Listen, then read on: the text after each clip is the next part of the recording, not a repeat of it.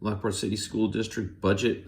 Many of you got this in the mail. Not sure if you looked at it to break it down, but they're saying it's going to cost roughly $110 million to teach how many kids? Do you even know how many kids they teach? Well, that is 4,574 students. Now, if you take that number and divide it, that approximately comes about $24,000 per year per student. It's pretty ridiculous. Now, other thing that people don't realize is how the budget is broken down. Now, you look at how much you pay for taxes. So, with the total budget of the proposed $110 million a year, over here it says revenue comparison and where they're getting the funds from. So you see here, state sources. Use my pen here, a little point. So they're collecting $55 million from the state, and in property taxes is $39 million. So just to comprehend how much money you're paying in tax, imagine over doubling your property tax on school. So, $100,000 home, I think it's roughly, $3,400 maybe. So imagine it's paying $7,000 a year in school taxes, because they can't do that. So they have to give you the illusion and steal the money through a state source and charge it through income tax fees, revenue, registration fees, licensing fees, and everything else, because that's how they'll get the money to then pay the rest of the school taxes.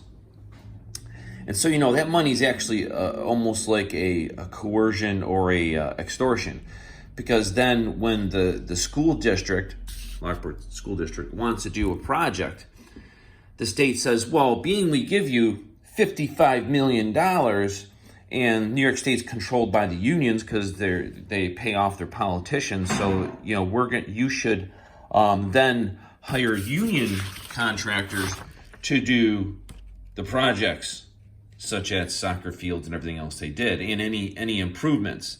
So here they're proposed $22 million in capital, $23 million in capital projects. So the school can't go and ship it out to the lowest bid. They have to then go to union-supported contractors to the state, which tend to be more because they're the ones then making the extra money, paying off the politicians, bribery, coercion, or whatever you call it, extortion. There was no accountability. Of course there isn't, because people don't pay attention and people don't choose how to really figure out to fix it. So the other thing here is reserve. Almost $3 million in reserves?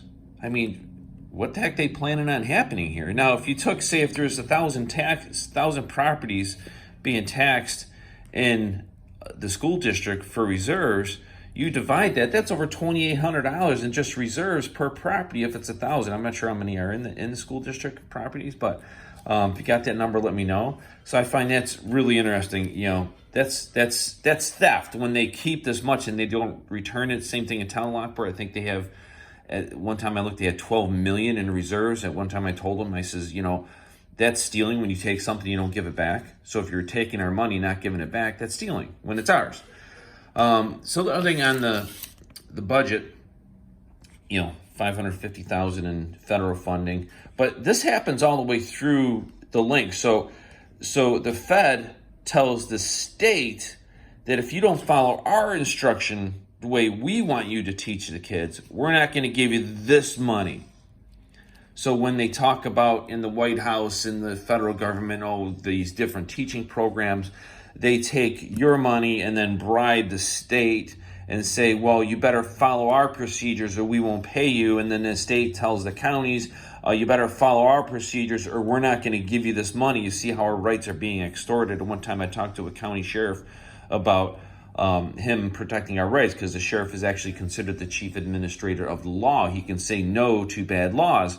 Well, he said, Dave, if I do that, I don't get the $50 million to support the sheriff's department. So it's extortion. They do this to take our rights away, and they take your money through taxes to then use it to bribe your governing office to take your rights away. It's pretty ingenious how they do it, and we just keep on falling for it. I don't know why. So the other thing is instruction here. So it says it takes $60 million to instruct our kids. Now we know it's about 4,500 kids. You got operation maintenance, transportation, employee benefits. So realistically, let's take note, employee benefits is separate. So we're going to take 60 million, and we're going to say, okay, how many people do we need to teach kids? So I took the 4,500, divided it by 20 for approximately 20 kids for a classroom. So that means about 225 teachers we need. And plus we need some administration. So I figured about 20 administration officials for each school times 6 schools. So approximately 120 additional admins for the school. That's 345 instruction teachers and admin total for the district. So divide that into the 60 million, that comes to $175,000 per person per year. Something's fishy here. This isn't really adding up. This has to stop. They realize that the union system is fixed because they have secured a means of securing an amazing amount of pay for themselves. But of course, people come back. Well, it's Dave. It's our kids. How valuable are our kids? They're priceless, correct? But many people don't really know that 100 years ago they were taught at home, and by being taught at home, they're much smarter. And by home, if you look at homeschooling aspects, kids that go to homeschooling achieve way more than kids that don't. So we're being led to believe this is the only way to go. They make us guilty if you don't go to school. They make you guilty if you don't do good. They make you feel guilty if you don't go to college and achieve something, when the college is a big ripoff anyways, in what they charge. And half the people that get out of college are totally useless. That's why here in small businesses, you can't get good, experienced people to do what they can. So the $22 million in improvements. So what do they want to achieve? Safe learning environment. Now, the safe learning environment, did you walk into high school and when they redid all the improvements, they did all that fancy marble inlays and fancy looking woodwork when it's actually fake woodwork and now it's actually peeling off because they put all this extra money into making the aesthetics look pretty when realistic it's a school, people. We're teaching kids there. We don't have to make it look like a palace, right? That's my opinion.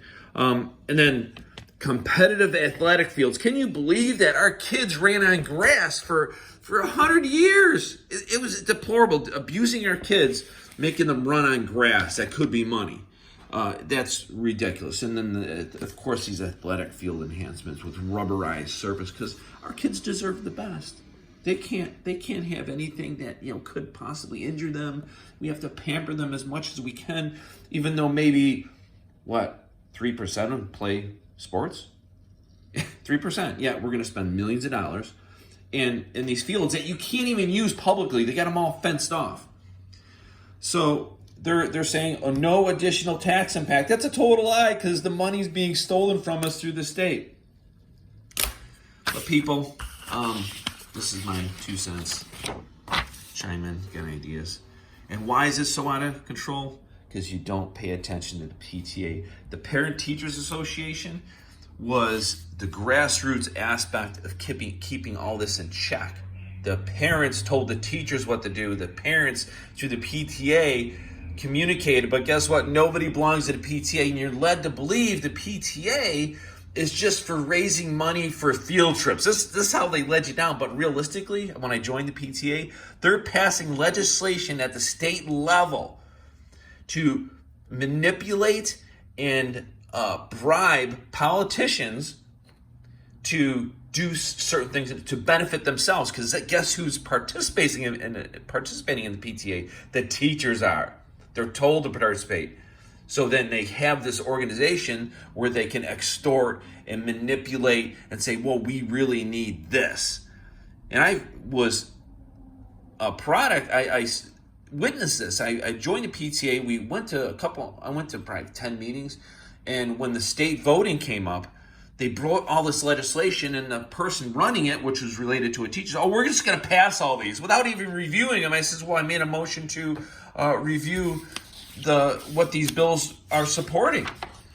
Oh, well, we'll table this, and they pushed them through anyway. So the PTA isn't even doing their job, reading the bills, passing them on, because you, the parent, working with the teacher, is supposed to do it, but you sit back and use the school district as a daycare center. Because that's all it is to you, a daycare center. You will just sit back, and as long as they take care of kids, you're able to work and then have a big house, bunch of new cars, and live your life. Voting, what's going on? And this is another thing too, there's no accountability. If this bill doesn't go through, they force it through anyways, no matter what, with no accountability.